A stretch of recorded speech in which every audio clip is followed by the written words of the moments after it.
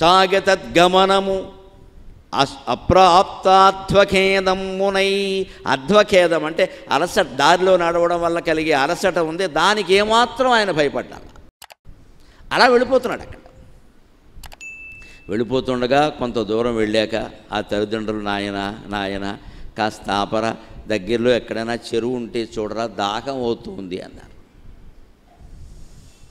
వాళ్ళ కోసమని ఆపాడు. అది ఉదయ సమయం, ఉదయం 8:30, 9 అవుతుంది. అప్పుడు వెళ్ళిపోతున్నాడు. అలా మధ్యలో అక్కడ ఆపాడు. కాస్త దాహం అవుతుంది అంటే ఆపాడు. వాళ్ళని జాగ్రత్తగా ఒక చెట్టు కింద కూర్చోబెట్టి ఒకరి రక్షణ ఒకరికి అప్పగించి ఇద్దరిని ఆ కావడి బుట్టల్ని తట్టల్ని రెండు దగ్గరగా పెట్టి తల్లికి తండ్రి, తండ్రికి తల్లి తగిలేలాగా, మరి గుడ్డివాళ్ళు కదా అందుకని దగ్గరగా పెట్టి, అమ్మ నాన్నగారిని చూసుకో, నాన్న అమ్మని చూసుకో అని చెప్పి నెమ్మదిగా ఉన్నదాంట్లోనే కాస్త మట్టి పిడతల్లోనే పెద్ద పిడత చేత్తో పట్టుకుని వెళ్ళాడు.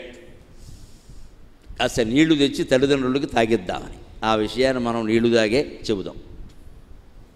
అక్కడికి వెళ్ళి దగ్గరలో ఉన్న చెరువు దగ్గరికి వెళ్ళి ఆ నీటిలో తన కమండలాన్ని ముంచాడు.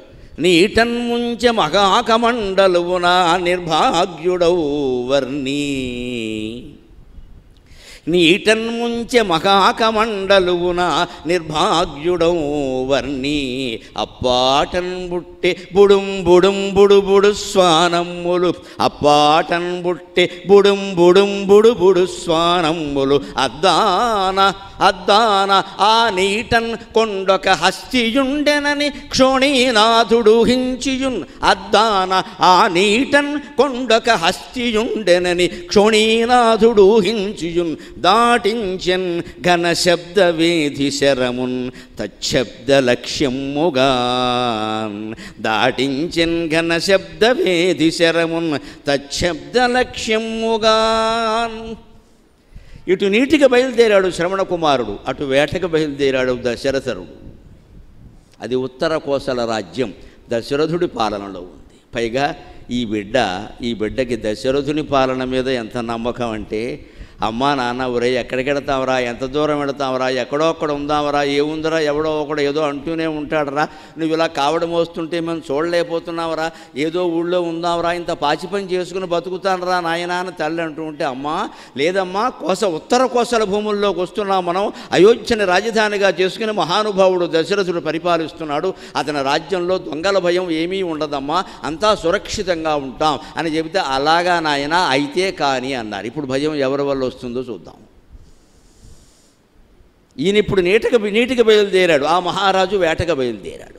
ఆ వేట కూడా ఏమిటి, ఆయనకి దొరికి వేటలో చాలా గొప్పవాడు, రాజులందరికీ వేటాడడం చేతనైంది. పూర్వకాలపు రాజులకి నా దృష్టిలో రెండే పనులు, డబ్బులుంటే వేట, డబ్బులు లేకపోతే దండయాత్ర. డబ్బులు లేకపోతే శుభ్రంగా దండయాత్ర చేయడము, శుభ్రంగా రాజ్యాలు కొలగొట్టి పట్టుకురావడం. డబ్బులు ఉన్నాయనుకోండి అప్పుడు వేట అని సరదాగా బయలుదేరడం, అరిచిపోయి మున్యాశ్రమానికి వెళ్ళడం, అక్కడికి మొక్కలకు నీళ్లు పోసి అమ్మ ఎవరన్నా ఉంటే తీసుకొచ్చి పెళ్లి చేసుకోవడం. అందుకే ఆడాళ్ళు ఎవరో మొక్కలకు నీళ్ళు ఇవ్వకూడదు, గొడవ ఎందుకు వచ్చింది. దుష్యంతుడు సహా అందరూ చేసిన మహాకార్యాలన్నీ ఇవే. వీడిని వేటకి వెళ్ళడం, అరిచిపోవడం, మునియాశ్రమానికే వెళతారు, మామూలు ఆశ్రమానికి వెళ్ళరు. ఇంకా అక్కడ కూడా అమ్మాయిలే ఉంటారు నీళ్లు పోస్తూ. ఆ మునిగారు పోస్తే వదిలిపోయేది, గొడవ లేదు, గడ్డం పీకుతాడు, ఏముండదు ఇక్కడ.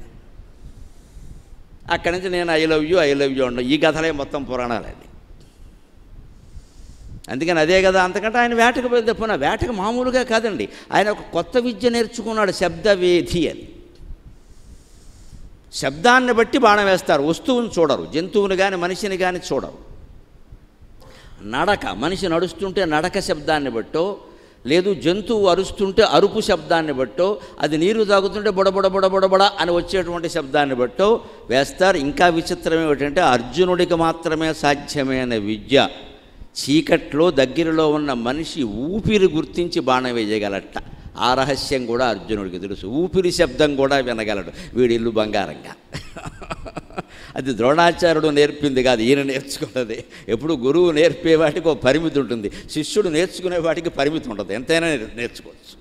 ఇప్పుడు విద్యను మనం 4 రకాలుగా నేర్చుకుంటాం. 1 గ్రంథాల ద్వారా, 2 గురువు ద్వారా, 3 లోకమంతా తిరగడం ద్వారా, 4 ఎప్పుడు నేర్చుకుంటామో లేదో తెలియదు, స్వయంగా నేర్చుకుంటాం అంతే. స్వానుభవం ద్వారా. ఆ స్వానుభవం ఏదో 10 ఏళ్ళు కావచ్చు, మరణాంతం కావచ్చు, వచ్చే జన్మలో కావచ్చు. అందుకే ఆ పావలా విద్య నేర్చుకోవడం కష్టం. మిగిలిన 3 నేర్చుకోవచ్చు. గురువు ద్వారా కొంత, గ్రంథాల ద్వారా కొంత, లోకం దేశాటనం తిరగడం ద్వారా కొంత, 3 పావలాలు నేర్చుకోవచ్చు. మిగిలిన పావలా ఎప్పుడూ మనిషి సొంతంగానే నేర్చుకోవాలి. స్వానుభవం. మన జీవితాన్ని మించినటువంటి ఉపాధ్యాయుడు మనకెవరూ ఉండరు. ఉపాధ్యాయుడికి జీవితానికి తేడా ఏమిటి అంటే, ఉపాధ్యాయుడు ముందు పాఠం చెప్పి తర్వాత పరీక్ష పెడతాడు. జీవితం ముందు పరీక్ష పెట్టి తర్వాత పాఠం చెబుతాడు. అంతే తేడా. అది ఒక్కటే తేడా. టీచర్కి జీవితానికి తేడా ఏమిటంటే, ఉపాధ్యాయులందరూ ముందు పాఠం చెబుతారు, తర్వాత పరీక్ష పెడతారు. కానీ జీవితం అలా పెట్టదు. ముందు పరీక్ష పెట్టేస్తుంది. నేర్చుకున్నావా మా బాగా అంటుంది. అది ఉపాధ్యాయుడే. అది పరీక్ష పెడుతోంది. ఆ పరీక్ష తట్టుకోవాలి మనం. అందుకనే ఆయన శబ్దవేది విద్యని పరిశీలించడానికి వచ్చాడు ఇక్కడికి. నిజంగా అడవిలో కడితే ఏవో జంతువులు నీళ్లు తాగుతూ ఉంటాయి, తిరుగుతూ ఉంటాయి కదా. నేను బాణం వేస్తే నిజంగా ఆ జంతువుకు తగులుతుందా, తగలదా? ఇంచుమించు క్రూర జంతువే కదా. ఆ మహారణ్యాల్లో లోతట్టు ప్రాంతాల్లో క్రూర జంతువులే ఉంటాయి. మామూలుగా లేళ్ళు లాంటివి అక్కడ ఉండవు. లోతట్టు ప్రాంతం అంటారు. అక్కడ సింహాలు, ఏనుగులు, అడవి దున్నపోతులు, అడవి గుర్రాలు ఇలాంటివే ఉంటాయి. వాటిని సరే చంపడం అనేది ఆచారంగానే ఉంది. ఎందుకంటే అవి ఓళ్ళల్లోకి వస్తే ప్రమాదం.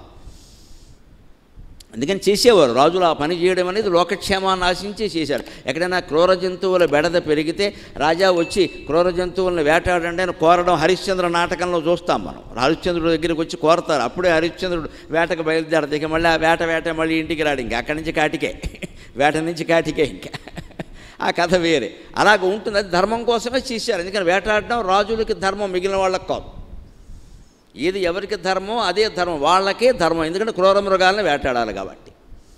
దాంతోపాటు ఇంకో 4 మామూలు కూడా వేసేస్తారు. దానికి ఏముంది, ఏదో ఆహారం కావాలి కదా, కక్క మొక్క, అందుకని వేసేస్తారు. అది వేరే విషయం. మాంసాహారాన్ని అందరికీ నిషేధం చేయలేదు. కొందరికి చేశారు, కొందరిని వద్దు అన్నారు. అలా చెప్పారు. దేనికి ఎవరికి ఏం చెప్పారో వారి వృత్తులను బట్టి దాన్ని పాటిస్తే సరిపోతుంది. అంత తీవ్రత అవసరం లేదు దాని గురించి. దానికి ధర్మశాస్త్రాల చర్చ కూడా అవసరం లేదు. ఇక్కడ అన్ని పరిస్థితులు నిర్ణయిస్తాయి. అలాగే నా శబ్దవేది విద్యను పరిశీలించుకోవడం కోసం వచ్చాడు ఈయన కర్మగాలైనట్టుగా. నీటన్ముంచ మహాకమండలువును ఆ నిర్భాగ్యుడవు వర్ణిన బ్రహ్మచారినక అంటోంది అమరకోశం. వర్ణినక అంటే బ్రహ్మచారులు, వర్ణి అంటే బ్రహ్మచారి. ఈ బ్రహ్మచారి అయిన శ్రవణుడు ఆ నీటిలో తన కమండలాన్ని ముంచాడు. అద్దాన అప్పాటన్ బుట్టె బుడు స్వానంబులు. ఆ కొండను నీటిలో ముంచుతుంటే బుడంగ్ అని శబ్దం వచ్చింది. అద్దాన ఆ నీటన్ కొండొక హస్తియుండెనని క్షోణీనాథుడు ఊహించియున్. దశరథుడేం ఊహించాడు? దూరంలో ఉండి, చెట్ల చాటున ఎక్కడో ఉండి, ఏదో ఒక ఏనుగు తొండంతో నీళ్లు తాగుతున్నట్టుగా శబ్దం వస్తుంది. అంటే ఇక్కడికి ఏనుగు నీళ్లు తాగడానికి వచ్చిందనమాట.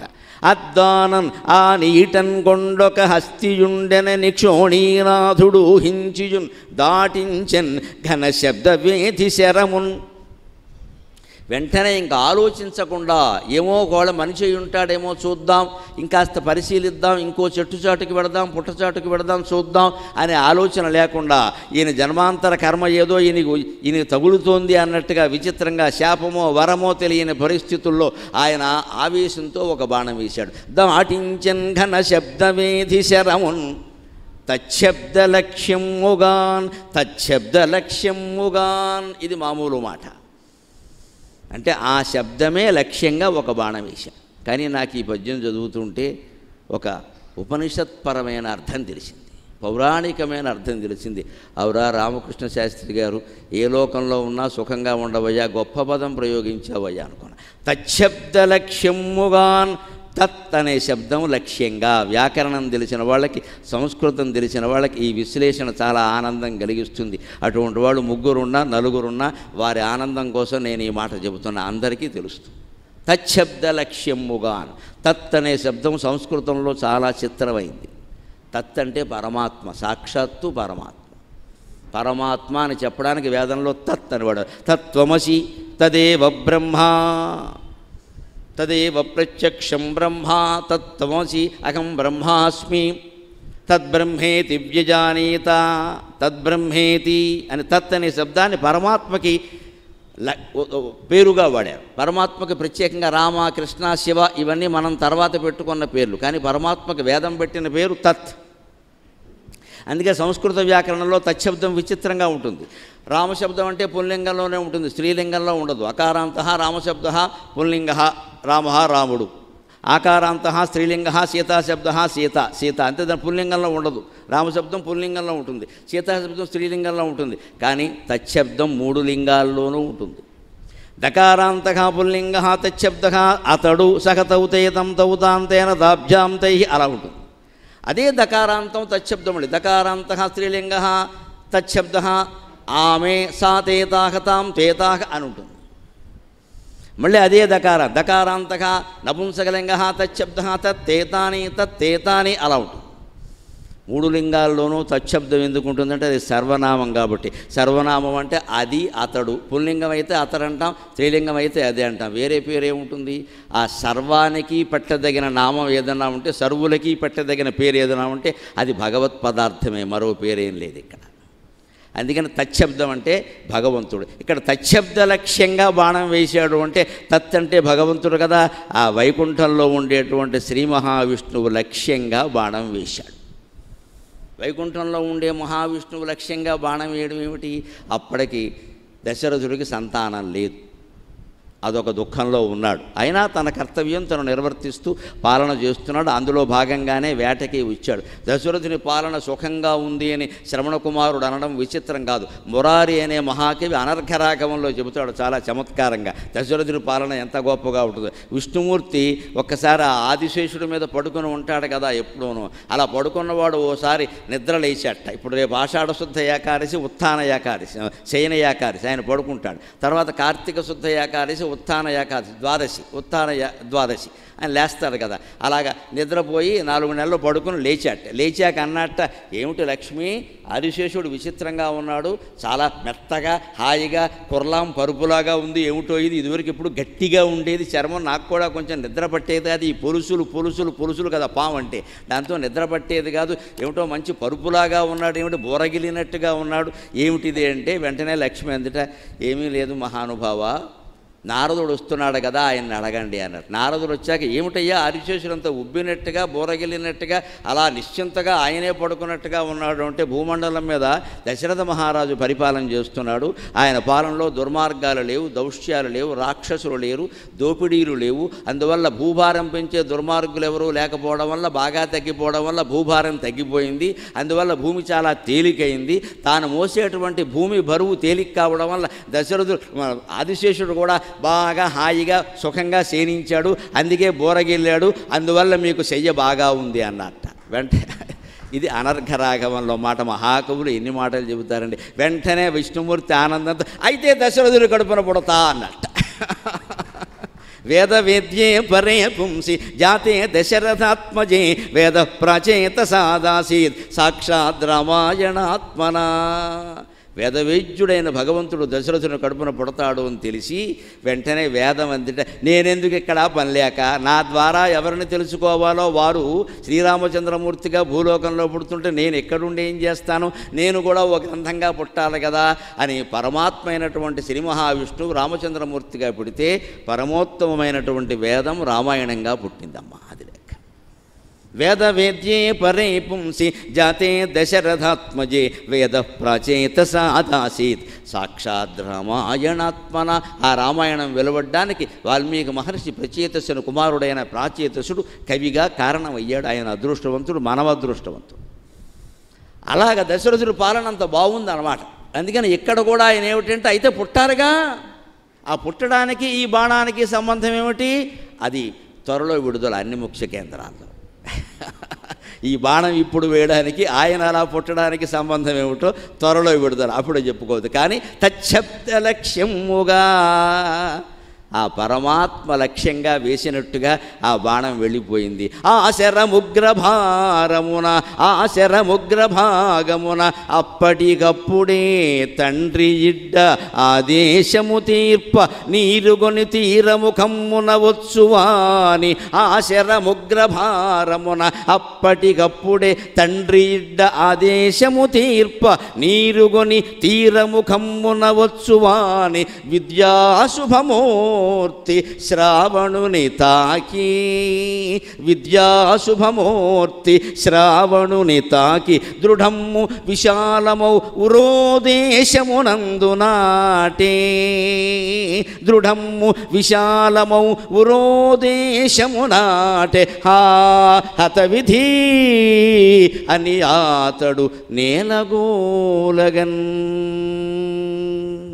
ఓం ద్యౌ శాంతి అంతరిక్షగుం శాంతి పృథివీ శాంతి ఓషధయశాంతి వనస్పతయశాంతి విశ్వే దేవాశాంతి సామా శాంతిరేధి శాంతిరేవ శాంతి. ఓం శాంతి శాంతి శాంతి. కొన్ని సమస్యలకి మనం చాలా భయపడినప్పుడు చావు వస్తే బాగుండు అనుకుంటాం. అందరి జీవితాల్లో అనుభవంలో ఉంటుంది. పోతే బాగుండు, ఇవన్నీ పడాలా, అంత పాపం నేనేం చేశాను, నాకు ఎందుకు ఇవి. ఆశ్చర్యం ఏమిటంటే ఆ చావు ఎంత గొప్పదో కానీ మనం కోరుకున్న జన్మంతా కోరుకున్నా రాదు. కోరుకోకుండా ఆర్టీసీ బస్ ఎక్కగానే వచ్చేస్తుంది, ఎందుకో తెలియదు. ఎంత కోరుకున్నా రాదు. నానా రకాల బాధలు పడేవాడు పోతే బాగుండు అనుకుంటాడు. తర్వాత వాళ్ళు ఏదో అవుతారు. నాకే చెన్నైసూరు చెబుతాడు నీతి చంద్రికలో, తాను పోయిన తర్వాత దేనితోనైనా పని ఏమి అంటాడు. ఏవో మామూలు వాడు పోతే పెట్టేస్తారు, ఏదో పెద్దవాళ్ళు ఎవరో పోతే 2 సంతాప సభలు 3 శ్రద్ధాంజలు, అంతకంటే ఏముంది ఇక్కడ. అది కోరుకున్నా రాదండి, కోరుకోకుండా వచ్చేస్తుంది. ఆ శరముగ్రభారూపమున, ఆ శరం భయంకరమైన ఉగ్ర రూపం ధరించింది, ప్రళయాంతకుడైన రుద్రుడేమో అన్నట్టుగా.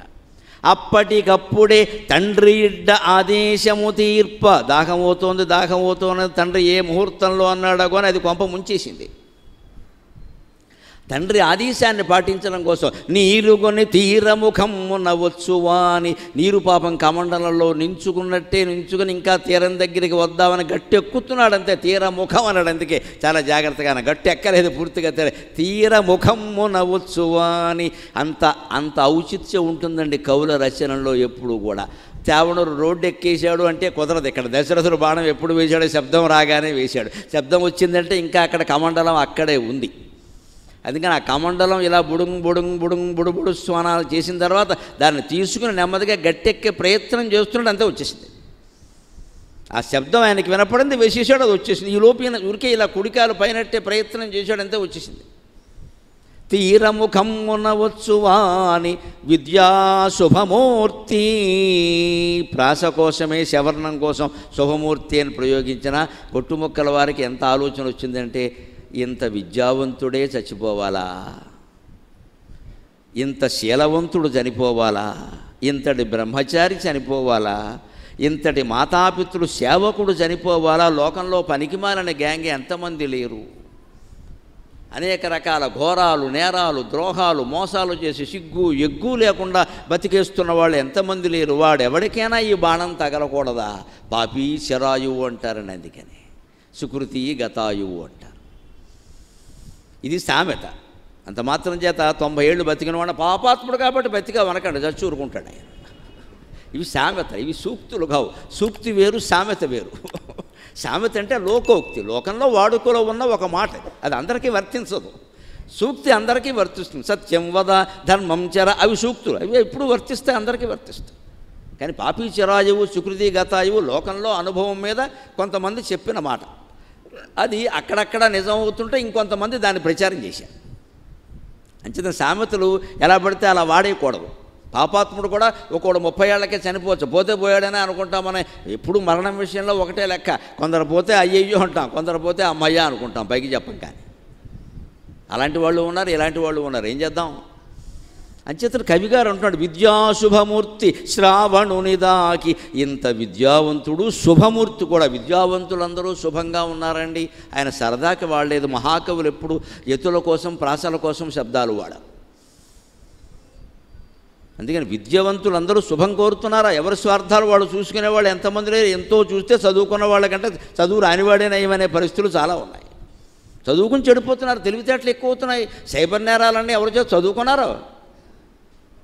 హైదరాబాద్లో మార్నింగ్ వాక్కి వెళ్ళే ఆడవాళ్ళ మెళ్ళలో గొలుసులు హరించేవారందరూ ఎవరమ్మా? నమ శివాయ, BTech studying gang.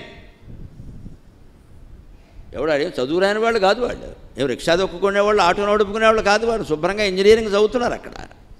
Packet money లేక. ప్యాకెట్ మనీ కూడా మామూలుగా ఎందుకు? గర్ల్ ఫ్రెండ్స్ ఉన్నారు, వాళ్ళని సంతోషపెట్టాలిగా. అంటే గొలుసులాగి రేపు వీళ్ళ అమ్మ మెళ్ళలో గొలుసు ఎవడో లాగెత్తే అప్పుడు పెద్ద కేసు పెడతాడు. ఇదే నేను నాది. ప్రపంచంలో సమస్త అనర్థాలకి రెండే కారణాలు ఎక్కువలు, నేను నాది. నీ భర్త అయితే ఒకలా, పరాయివాడైతే ఒకలా. నీ భార్య అయితే ఒకలా, పరాయివారైతే ఒకలా. నీ తల్లి అయితే ఒకలా, పరాయివారైతే ఒకలా. ఈ భావం పోవడమే జ్ఞానం. అదే తత్వజ్ఞానం, అదే అద్వైతం. అందుకోసమే ఈ కథలండి. కష్టం ఎవరికి వచ్చినా ఒకటే కదా. అందుకని విద్యా శుభమూర్తి. మనం చదువుకున్నామంటే శుభమైన కార్యక్రమాలు చేయాలి. లోకాన్ని ఎలా మోసం చేస్తాం? మనం చదువుకున్న తెలివితేటలు కేవలం తెలివితేటలుంటే సరిపోవండి. నేను చెప్పాను, నేను నైపుణ్యంలో పుణ్యం ఉంది. మన నైపుణ్యం అంతా పుణ్యం కోసం వినియోగించాలి, పాపం కోసం కాదు.